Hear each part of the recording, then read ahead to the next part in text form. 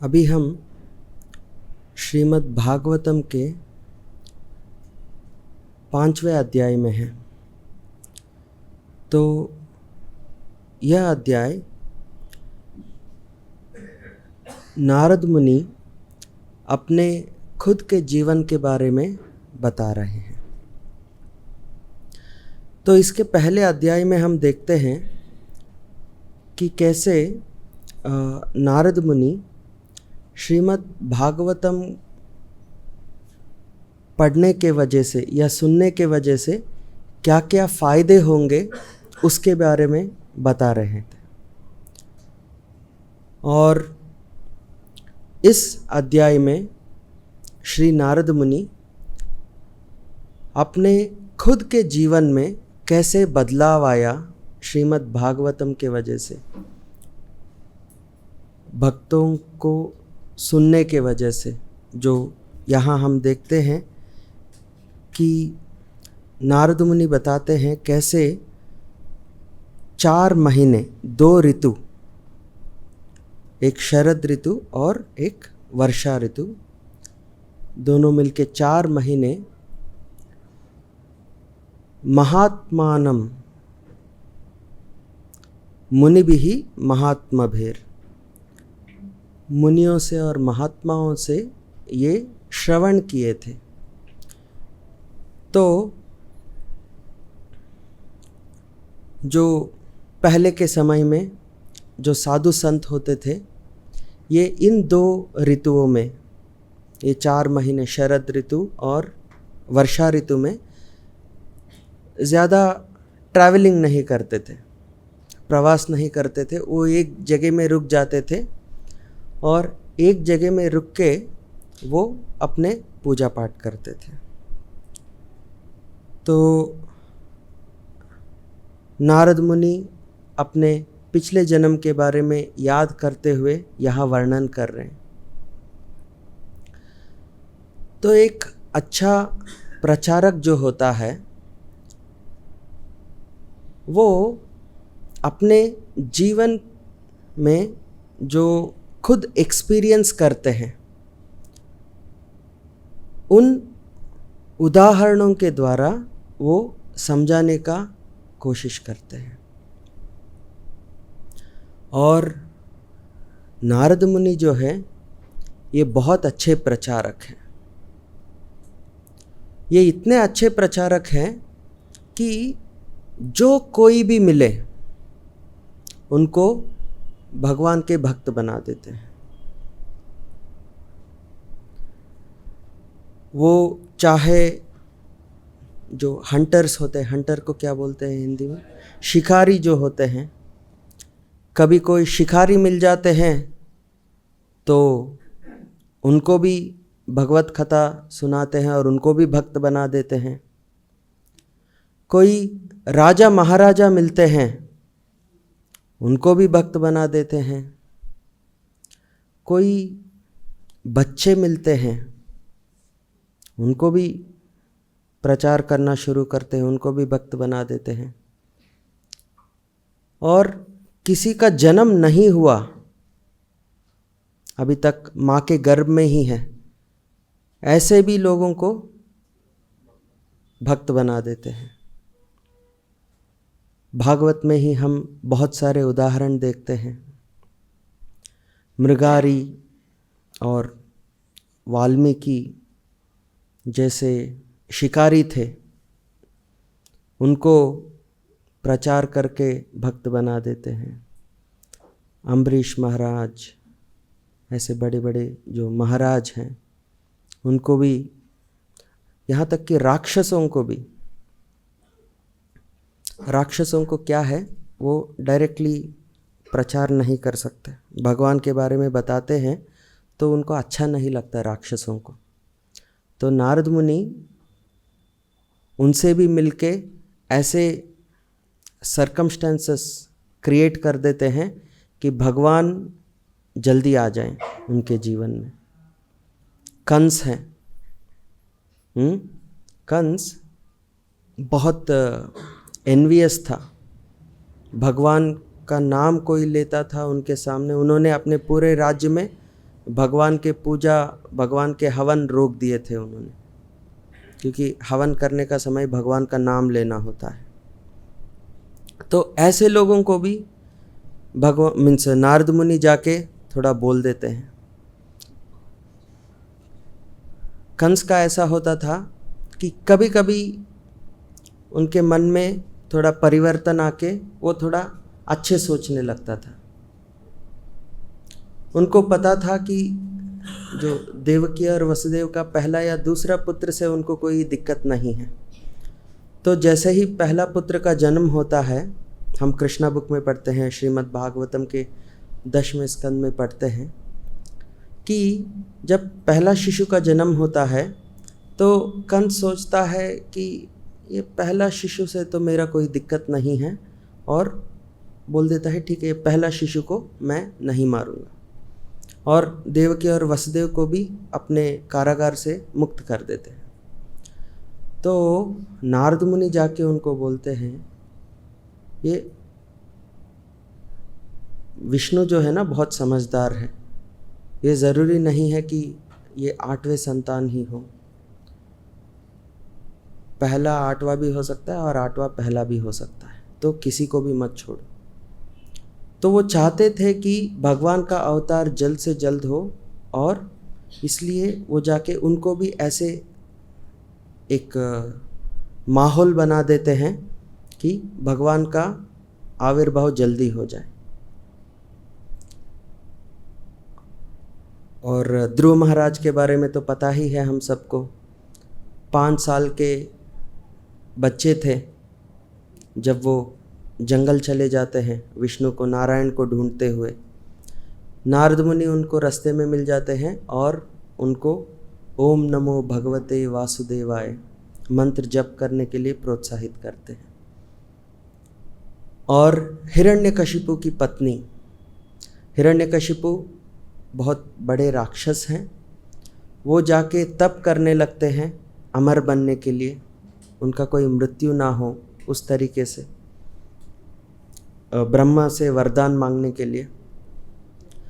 तो अपने पत्नी कयादु को अकेले छोड़ के चले जाते हैं। तो सभी देवी देवताएं जो हैं वो सोचते हैं हिरण्यकशिपु ही इतना बड़ा राक्षस है, उनके जो पुत्र हैं वो इनसे भी बड़े राक्षस हो सकते हैं, इसलिए जन्म से पहले ही माँ और गर्भ में जो बच्चा है उन दोनों को ख़त्म कर देते हैं, ये सोच के चलते हैं।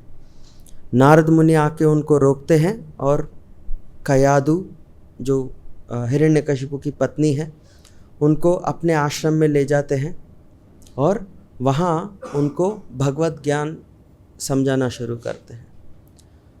और कयादु थकी हुई रहती है तो वो बैठे बैठे सो जाते हैं।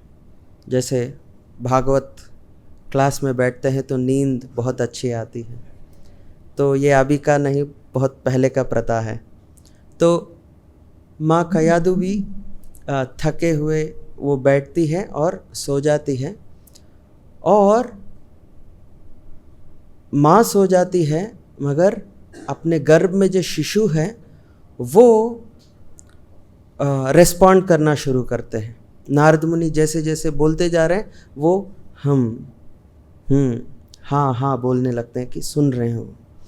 तो नारद मुनि और एंथुजियास्टिक हो जाते हैं, अच्छा गर्भ में शिशु भी सुन रहा है, और उनको भगवत ज्ञान देना शुरू कर देते हैं। और जन्म किसका होता है? प्रहलाद महाराज का जन्म होता है, भक्तराज प्रहलाद महाराज। तो नारद मुनि एक्सपर्ट प्रचारक हैं, वो कैसे भी लोगों को अच्छे प्रचार कर सकते हैं। और यहाँ हम देखते हैं कि नारद मुनि स्वयं अपने जीवन का उदाहरण देते हुए यहाँ श्रवणम का, संकीर्तनम, भगवान का नाम स्मरण का या भागवत को हर रोज सुनने का जो प्रभाव है उसके बारे में बता रहे हैं। तो प्रभुपाद जी इस तात्पर्य में बता रहे हैं कि कैसे जब हम भगवान के बारे में सुनते हैं श्रवण करते हैं तो वो शुद्ध भक्तों द्वारा होना चाहिए। शुद्ध भक्तों से अगर हम सुनेंगे तो जो अपने मन का जो परिवर्तन है, आत्मा का जो परिवर्तन है, ये बहुत जल्दी होगा। तो नारद मुनि जिनसे भागवत कथा सुन रहे थे, ये मुनि भी ही महात्मा भी ही, ये मुनि थे, ये महात्मा थे।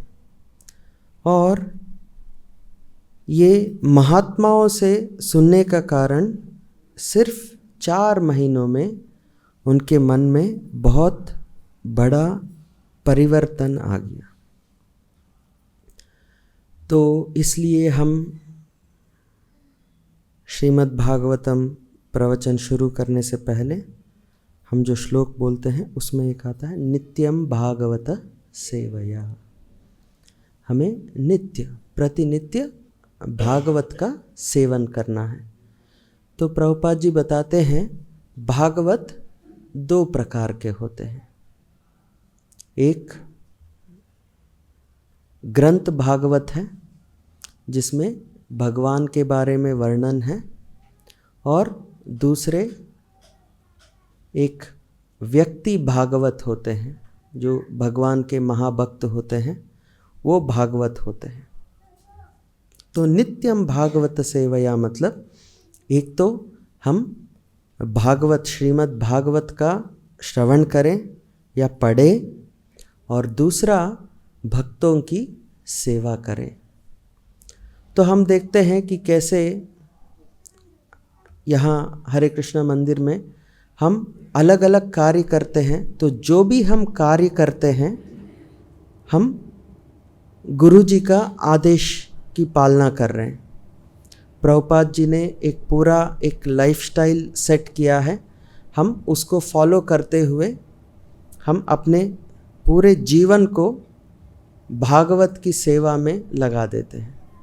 हम जो भी मंदिर में सेवा करते हैं, हम प्रभुपाद जी के जो नियमों के अनुसार अपने जीवन को बिताने का कोशिश करते हैं, हम सेवा करते हैं। ये एक तरीके का सेवा, नित्यम भागवत सेवया। और दूसरा है हम भगवान के बारे में अध्ययन करते हैं, सुनते हैं। हर रोज़ भगवत गीता भागवत का प्रवचन होता है और हम हर रोज़ पढ़ने का भी कोशिश करते हैं।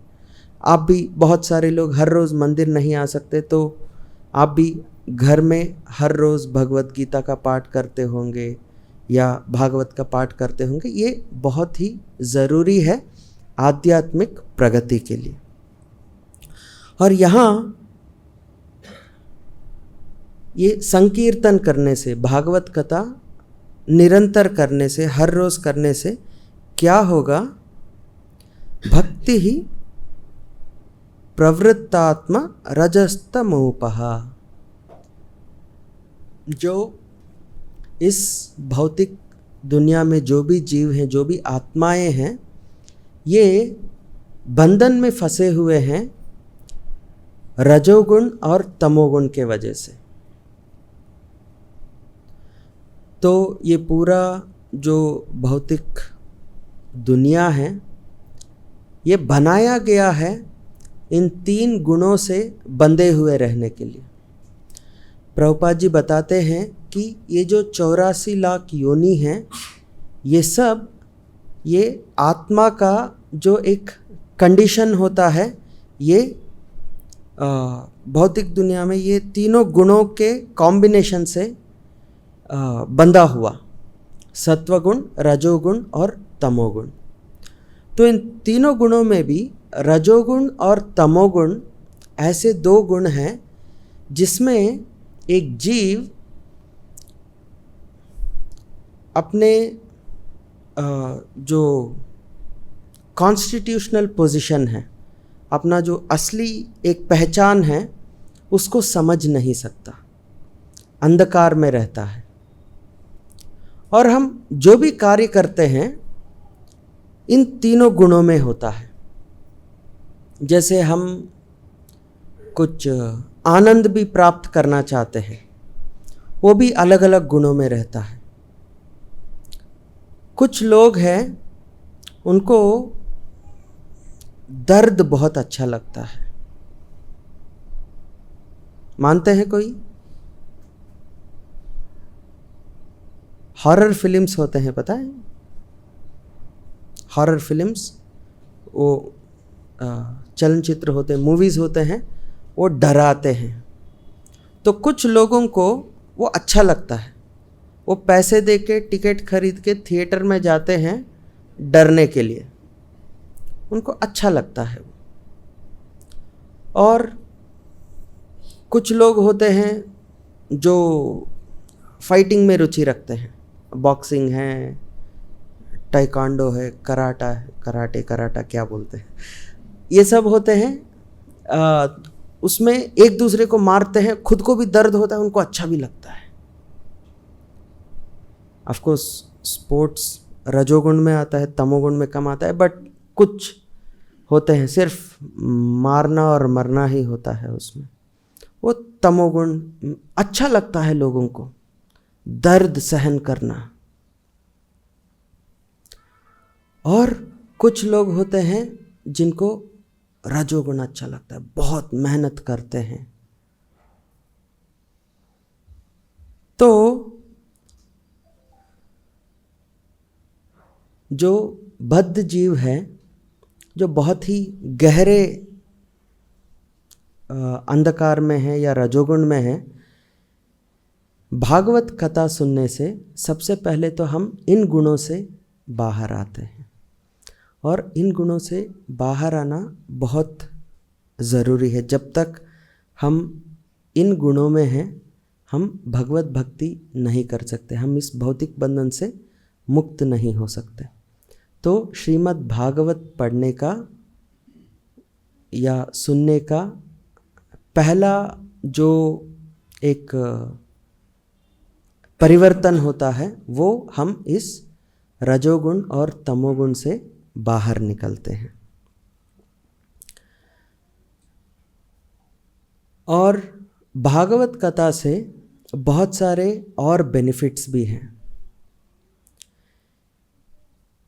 एक बेनिफिट है, भगवान के बारे में निरंतर सुनने से हमारे मन में भगवत भक्ति का उत्पन्न होता है, हम भक्त बनना शुरू करते हैं।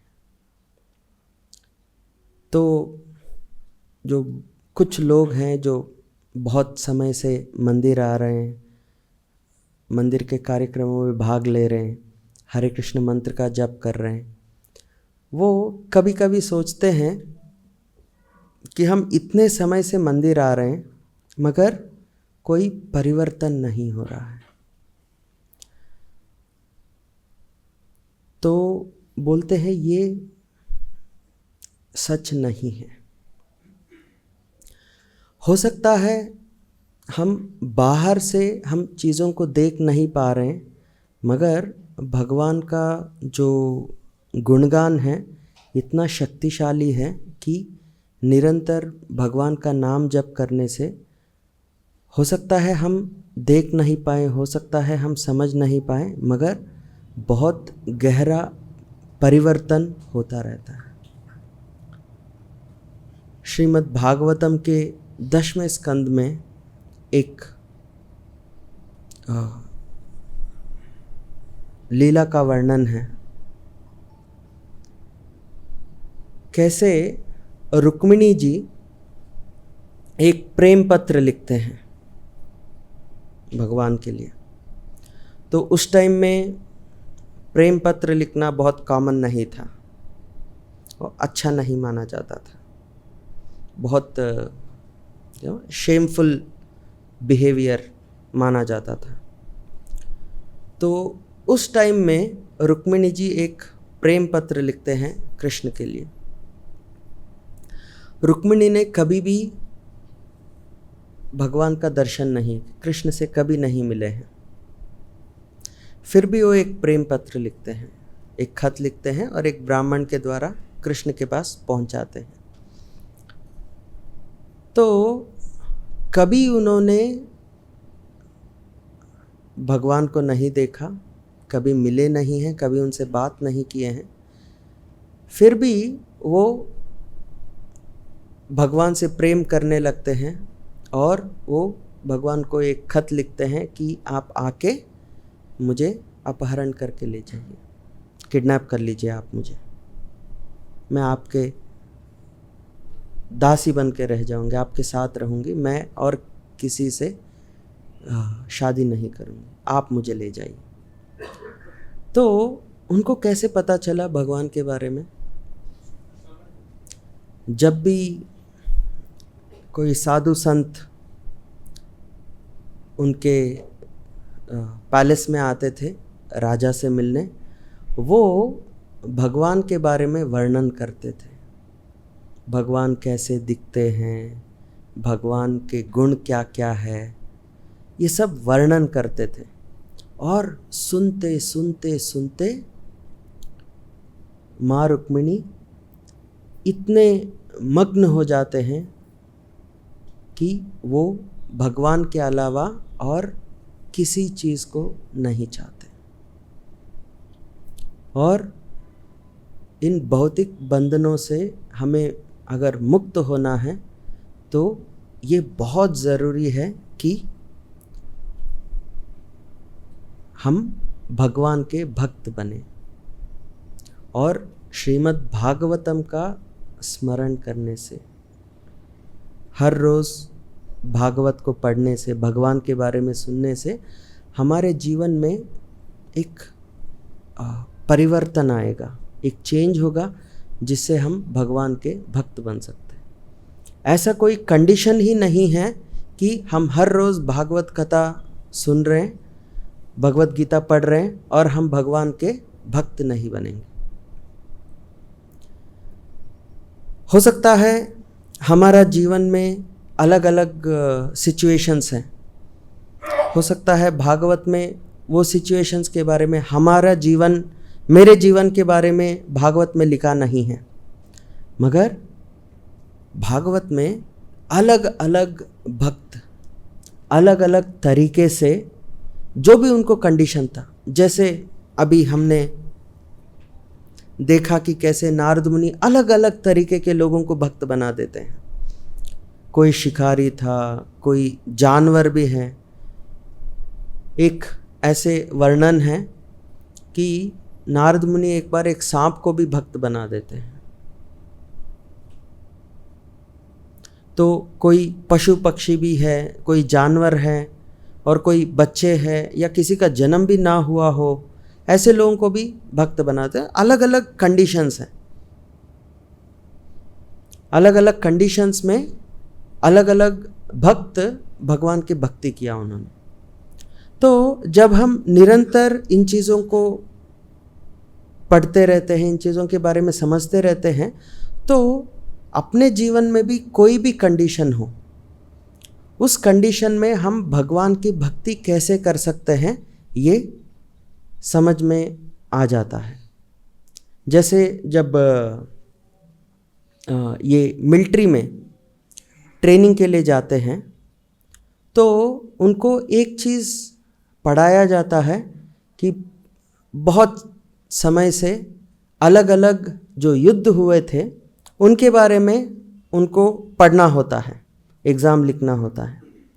तो ये अलग अलग युद्ध के बारे में, महाराणा प्रताप ने कैसे युद्ध किया था, गोरिल्ला वारफेयर जो हम बोलते हैं, और महाभारत, रामायण, अलग अलग चीज़ों के बारे में, मीन्स वर्ल्ड वार जो विश्व युद्ध, महाविश्व युद्ध हुए हैं, हाँ, और अभी बहुत सारे युद्ध अभी भी हो रहे हैं, रशिया यूक्रेन, ये वो बहुत सारे युद्ध हो रहे हैं। ये जो भी युद्ध हो रहे हैं इन सब के बारे में उनको पढ़ाते हैं।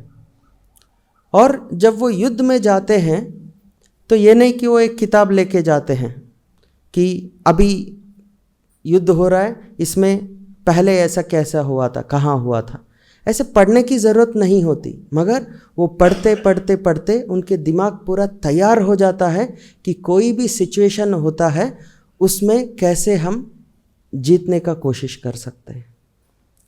ऐसे ही जब हम भगवत गीता पढ़ते हैं, भागवत पढ़ते हैं, अलग अलग भक्तों के बारे में, अलग अलग गुणों के बारे में, मीन्स हम अलग अलग कंडीशंस के बारे में हम समझते हैं और धीरे धीरे धीरे अपना मन और अपना पूरा सिस्टम, अपना आत्मा इतना स्ट्रांग हो जाता है कि हम हर सिचुएशन में, कोई भी कंडीशन हो, उसमें हम भगवान के भक्ति कर सकते हैं।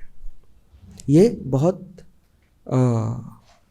एक विशेष, एक स्पेशल एक कंडीशन है जो भागवत से हमें मिलता है। हम भगवान के भक्त बन जाएंगे, भगवान की ओर प्रेम अपने मन में बढ़ने लगेगा। तो एक बहुत इम्पॉर्टेंट एस्पेक्ट है जो भागवत, नित्यम भागवत सेवया से हमें मिलता है। और दूसरा एक महत्वपूर्ण चीज़ है, हम डर से मुक्त हो जाते हैं। प्रभुपाद जी बताते हैं इस भौतिक दुनिया में जो भी जीव है ये 4 चीज़ों से कभी मुक्त नहीं हो सकता। आहार निद्रा भयमयतु नमचा, eating, sleeping, mating and defending. आहार, निद्रा, भय और मैथुन। तो प्रभुपाद जी बोलते हैं ये 3 तो फिर भी ठीक है, आहार, निद्रा और मैथुन, ये 3 चीज़ें तो फिर भी कोई कंट्रोल कर सकता है। मगर जो भय है, भय से जो इस भौतिक दुनिया में जो जीव है ये कभी मुक्त नहीं हो सकते। ये बहुत बड़ा परेशानी है। हम देखिए अपने जीवन में जो भी कार्य करते हैं ये सब अपने आप को रक्षा करने के लिए, अपने बचाव के लिए। पूरे दिन हम मेहनत करते हैं, बैंक बैलेंस रखते हैं, और हम कुछ फ्रेंड्स और रिलेटिव्स बना के रखते हैं, एक अच्छे देश में रहने का कोशिश करते हैं। ये सब चीज़ जो भी हम करते हैं, अच्छे घर बनाते हैं, एक सिक्योरिटी गार्ड लगाते हैं, ये सभी एक्टिविटीज़, ये सभी चीज़ें हम करते हैं अपने आप को रक्षा करने के लिए, भय मुक्त होने के लिए। मगर ये सब करने के बावजूद भी हम भय से मुक्त नहीं होते। तो शास्त्रों में बताते हैं कि हम भागवत कथा सुनने से, नित्यम भागवत सेवया करने से ये भय से भी मुक्त हो जाते हैं। तो जो भागवत प्रवचन में ना बहुत सारे भक्त आते हैं भागवत कथा सुनने के लिए, तो जो देवी देवताएं हैं ये भी भगवान के भक्त हैं। तो बोलते हैं जहाँ भी भागवत कथा होती है वहाँ देवी देवताएं भी आते हैं। एक बार एक रथ यात्रा में, सैन फ्रांसिस्को में रथ यात्रा, शायद सैन फ्रांसिस्को, वहाँ जब रथ यात्रा हो रहा था तो प्रभुपाद जी थोड़ा हंसने लगते हैं। तो थोड़ा कोई मजाक होके हंसते हैं ना, उस तरीके से हंसते हैं प्रभुपाद जी। तो उस समय बाद जो जब क्लास में बैठे रहते हैं तो कुछ भक्त प्रभुपाद जी से प्रश्न पूछते हैं, प्रभुपाद जी आपने रथ यात्रा के टाइम में आप हंसने लगे, क्यों हंसने लगे? तो बोलते हैं नारद मुनि हंस रहे थे इसलिए मैं भी हंसा।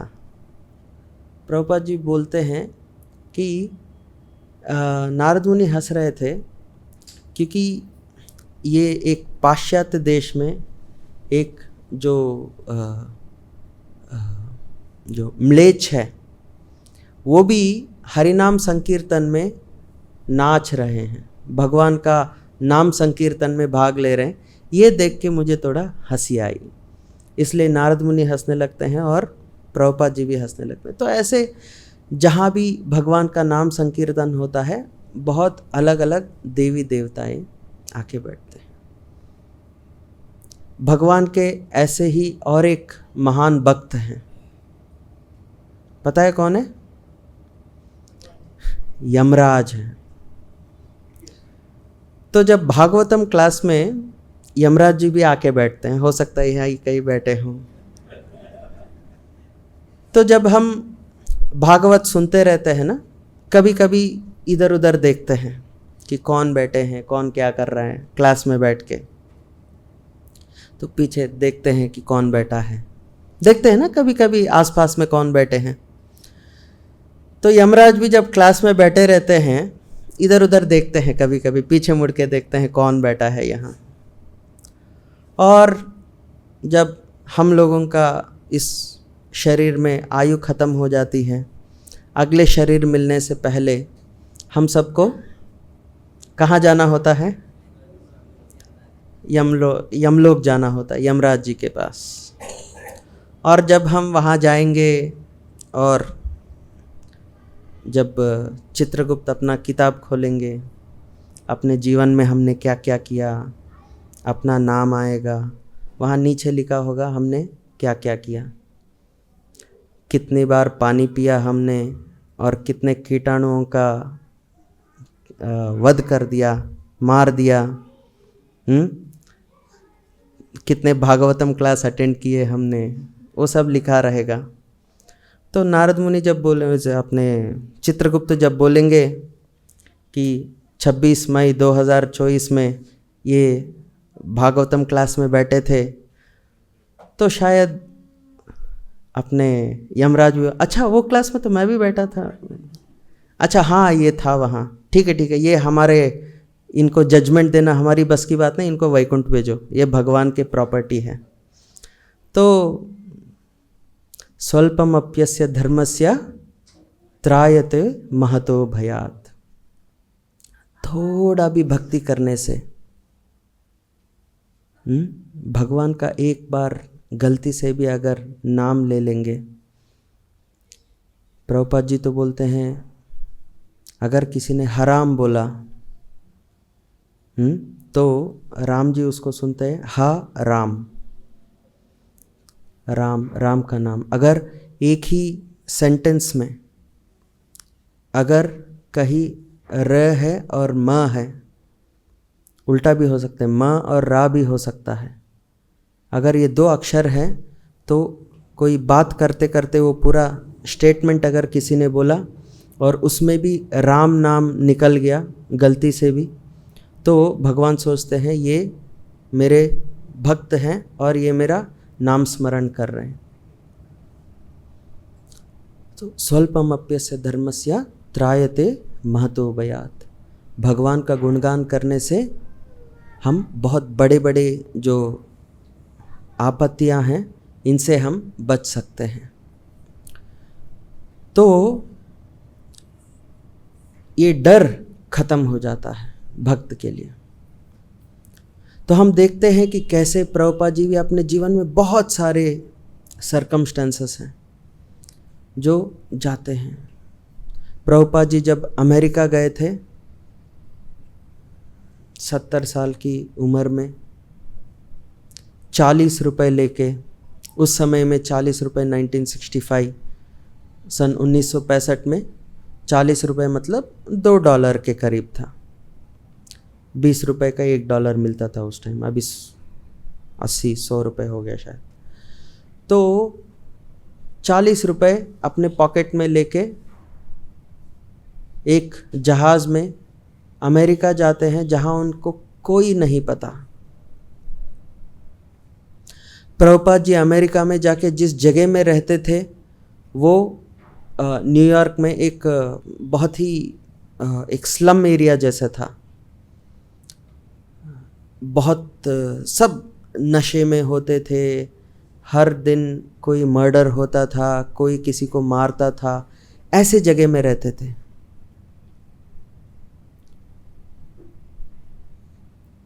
तो कुछ जो प्रभुपाद जी के फॉलोअर्स थे उस टाइम में, उन्होंने बोला प्रभुपाद जी आप सब्जी वब्जी खरीदने के लिए निकल जाते हैं, अकेले निकल जाते हैं कभी भी, हाँ बहुत डरावने लोग रहते हैं, तो आप मत निकलिए।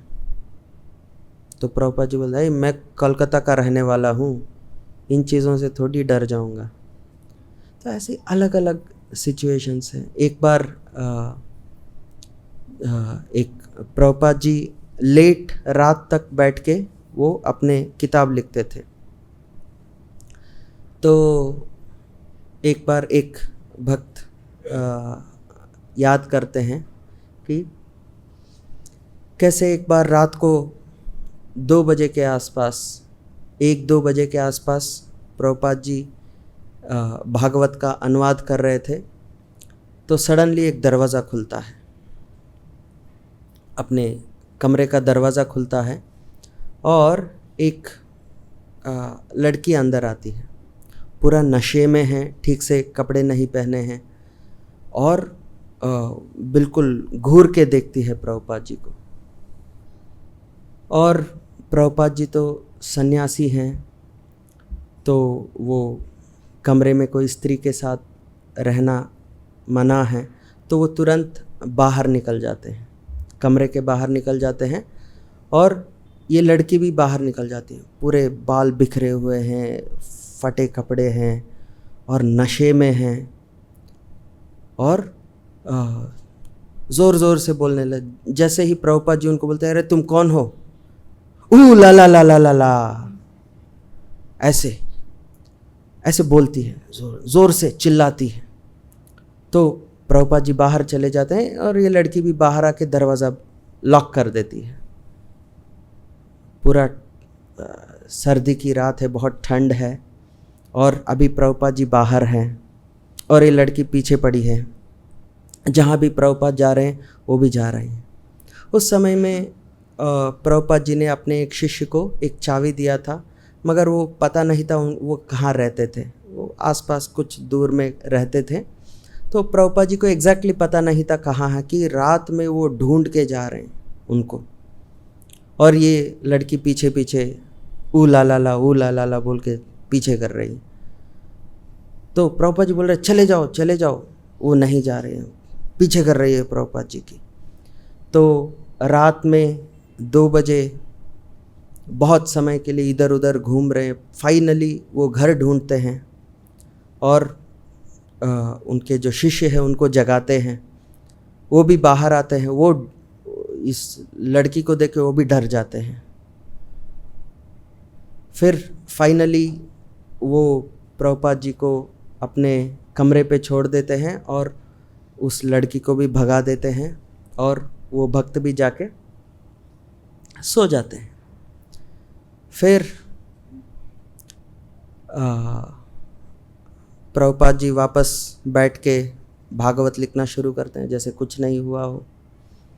और फिर सुबह क्लास में भी आते हैं क्लास लेने के लिए और व्यासासन पे बैठते हैं। तो देखते हैं कि वो रात में जो लड़की प्रभुपाद जी को परेशान की थी वो भी आके बैठी थी वहाँ। तो प्रभुपाद जी उनको देखते हैं और बोलते ओ तुम भी आई हो, ऊ ला ला ला। तो प्रभुपाद जी को कोई भी कंडीशन में डर नहीं लगता था। जब वो प्रभुपाद जी कोलकाता में बिजनेस भी करते थे, एक फैक्ट्री में, अपने फैक्ट्री में रात में लोग जाने में डरते थे। रात में कोई काम नहीं करना चाहते थे वहाँ। क्यों? बोलते वहाँ एक भूत है। रात में सब लोगों को, जो भी रात में जाता है, कुछ ना कुछ परेशानी होती है उनको। तो प्रभुपाद जी खुद अपने माला लेते हैं और वहाँ चले जाते हैं और जप करते हुए वो फैक्ट्री में पूरा घूमते हैं। और उस दिन के बाद कभी भी किसी को भी परेशानी नहीं हो रहा था। एक बार प्रभुपाद जी जब फेमस हो गए थे, बहुत सारे मंदिर बन गए थे, तो जब भी कोई नए जगह में जाते थे तो एयरपोर्ट में बहुत सारे रिपोर्टर्स और अलग अलग लोग आते थे प्रभुपाद से इंटरव्यू लेने के लिए। तो ऐसे ही करते करते एक जगह में प्रभुपाद जी पहुंचते हैं। तो वहाँ कोई एक प्रश्न पूछता है, ये भक्ति करने से आपके जीवन में क्या परिवर्तन आया बताइए। जब कोई अपने पर्सनल जीवन के बारे में पूछ लेते हैं तो हम सब सोचते हैं, जैसे मुझे अगर कोई पूछता है भक्त बनने की वजह से आपके जीवन में क्या परिवर्तन आए, तो हम जनरली सोचते हैं, जैसे मान लीजिए आपसे किसी ने पूछ लिया तो एक बार तो सोचेंगे हाँ भाई इतने साल से आ रहा हूँ क्या हुआ, थोड़ा सोचना पड़ता है। तो प्रभुपाद जी को ऐसे किसी ने प्रश्न पूछ लिया तो प्रभुपाद जी ने कोई समय नहीं लगाते हुए तुरंत वो बोलते हैं मैं डर से मुक्त हो गया।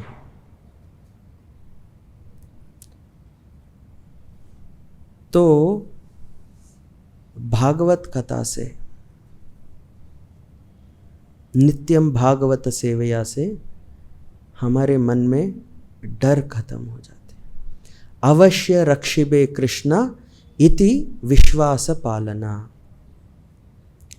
चाहे कोई भी स्थिति आए, भगवान मेरी हमेशा रक्षा करेंगे, ये दृढ़ विश्वास, ये दृढ़ निश्चय हमारे मन में आएगा जब हम नित्यम भागवत सेवया करेंगे। किसी भी तरीके के जो डर है उससे हम मुक्त हो जाएंगे। और हम बहुत प्रयास करते हैं इस दुनिया में ये डर से मुक्ति पाने के लिए।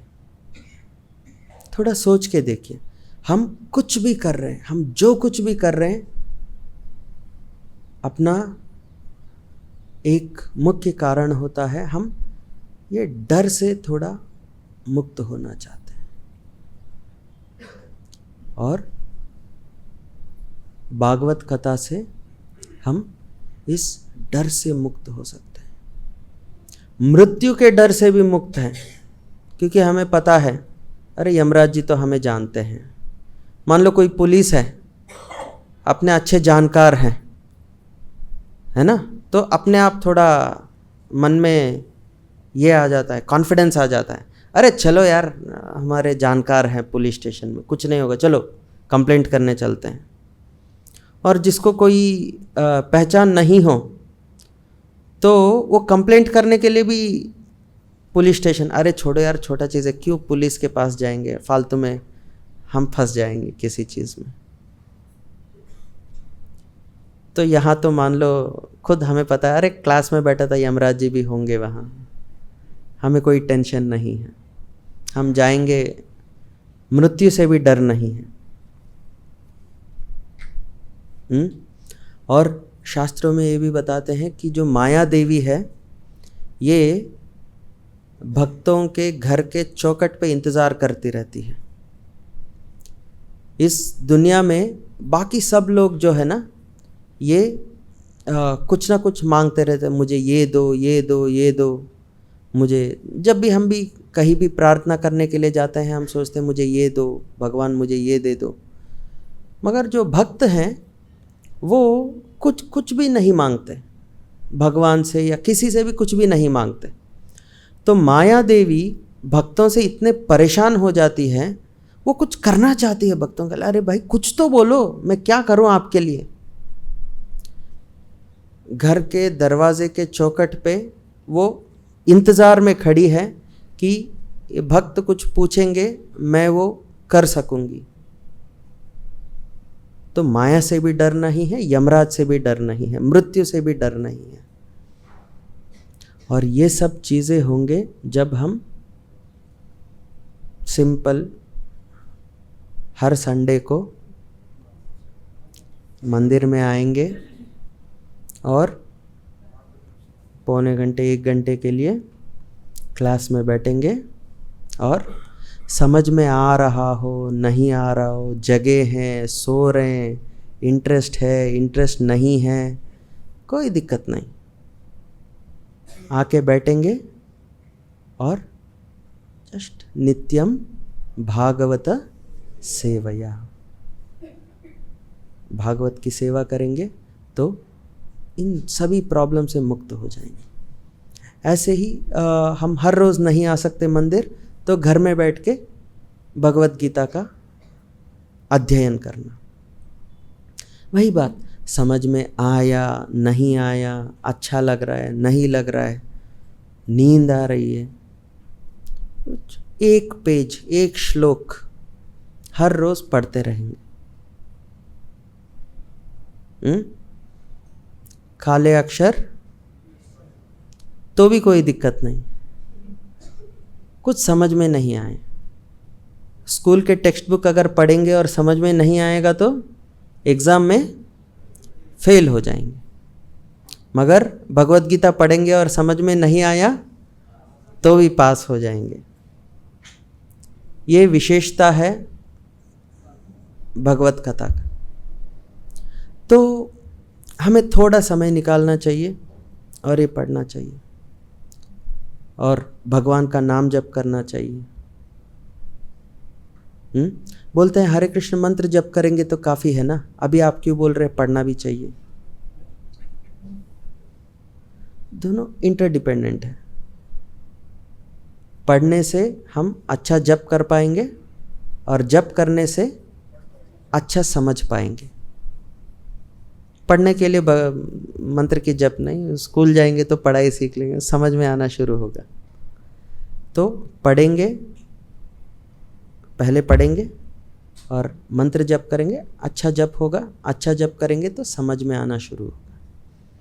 तो इंटरडिपेंडेंट है, तो ये चीज़ें हमें करनी चाहिए और इससे जो बेनिफिट्स हैं बहुत सारे हैं। तो आज हम कुछ बेनिफिट्स को समझने का कोशिश किया और आगे देखेंगे कि और इम्पॉर्टेंट एस्पेक्ट्स आने वाले क्लासेस में समझने का कोशिश करेंगे। आज यही समाप्त करते हैं। ग्रंथराज श्रीमद् भागवतम की, जगत गुरु श्रील प्रभुपाद की, निताई गौर प्रेमानंदे, हरि हरि बोल।